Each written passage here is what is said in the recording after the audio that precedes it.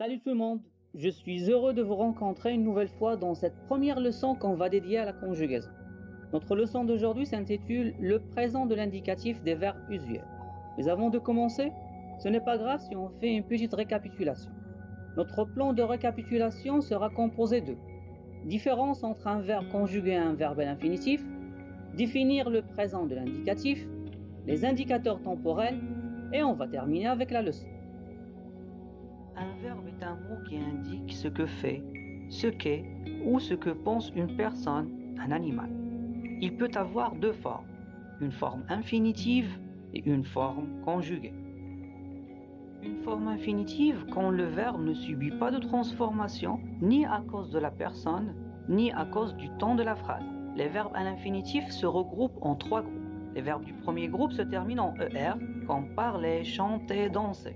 Les verbes du deuxième groupe qui se terminent en IR comme finir, choisir, réussir, unir. Il y en a d'autres verbes qui sont à base adjectivale comme blanchir de l'adjectif blanche, rougir de l'adjectif rouge. Les verbes du troisième groupe qui ont plusieurs infinitifs comme RE, OIR, IR, plus le verbe aller.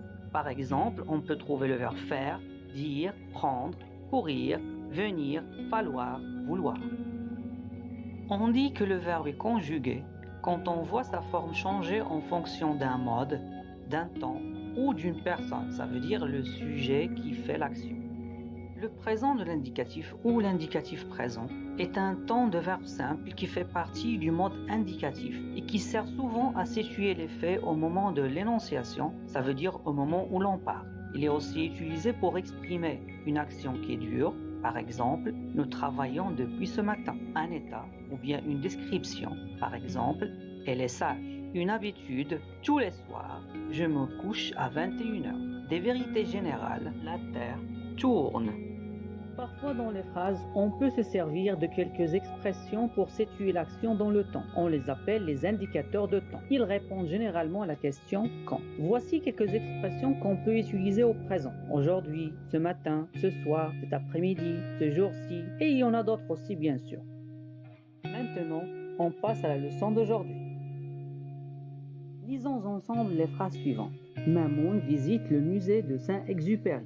Les enfants regardent les photos de leurs amis. Nous voyageons à Volubilis. Tu lances une recherche sur le web.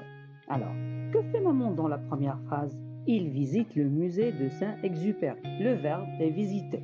C'est un verbe du premier groupe car son infinitif est ER. La terminaison ici c'est E. Dans la deuxième phrase, que font les enfants? Ils regardent les photos. Donc le verbe ici c'est regarder. C'est un verbe aussi du premier groupe car son infinitif est ER. La terminaison employée ici c'est ENT. Dans la troisième phrase, que faisons-nous? Nous voyageons. Donc le verbe ici dans cette phrase c'est voyager. C'est un verbe du premier groupe car son infinitif est ER.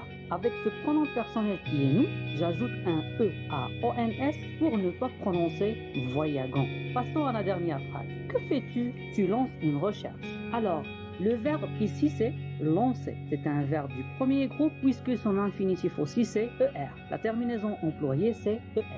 Récapitulons maintenant tout ce que nous avons vu. Pour conjuguer un verbe du premier groupe au présent de l'indicatif, j'efface ER et j'ajoute la terminaison. Pour le pronom personnel je, j'ajoute un E. Pour tu, ES. Pour il, elle ou bien on ajoute un E. Pour le pronom personnel nous, on ajoute ONS. Pour vous, EZ. Et pour il avec S et elle avec S, on ajoute ENT. Le verbe qui n'appartient pas au verbe du premier groupe, c'est le verbe aller. Voici devant vous un tableau qui présente la conjugaison de trois verbes comme exemple.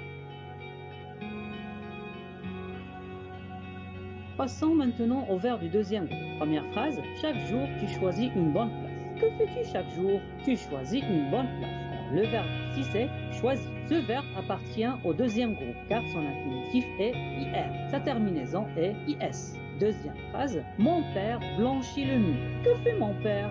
Bien sûr, il blanchit le mur. Le verbe donc est blanchir. C'est un verbe du deuxième groupe aussi, puisque l'infinitif est IR. La terminaison employée est IT. Troisième phrase, vous réussissez votre exposé. Le verbe dans cette phrase, c'est réussir. Pourquoi? Parce que réussir, c'est un verbe du deuxième groupe. Il se termine par IR et la terminaison employée est I2SEZ.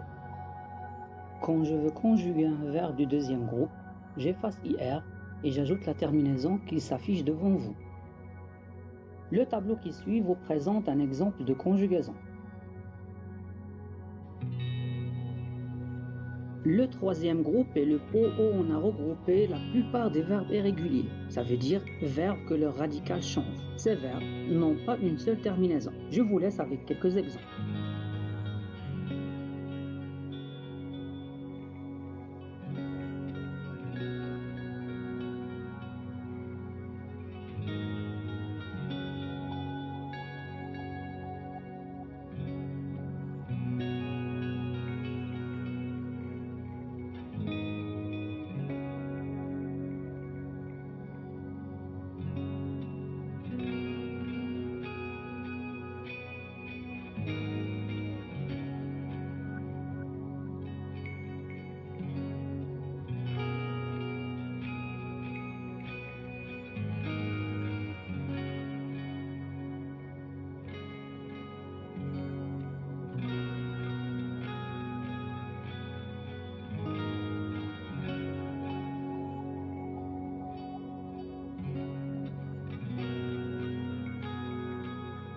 En troisième groupe, il y a certains verbes que je peux leur attribuer la terminaison suivante.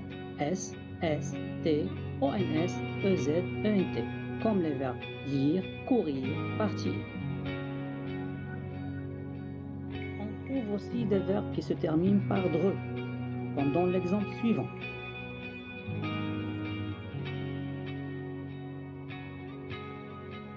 D'autres verbes se terminent par indre ou indre ont une conjugaison totalement différente. Il y a aussi une terminaison spécifique pour les verbes vouloir, pouvoir, valoir. Ensuite, on trouve les verbes qui prennent la terminaison du premier groupe, comme le verbe accueillir, offrir et d'autres. Et enfin, on termine avec les verbes avoir, être et aller.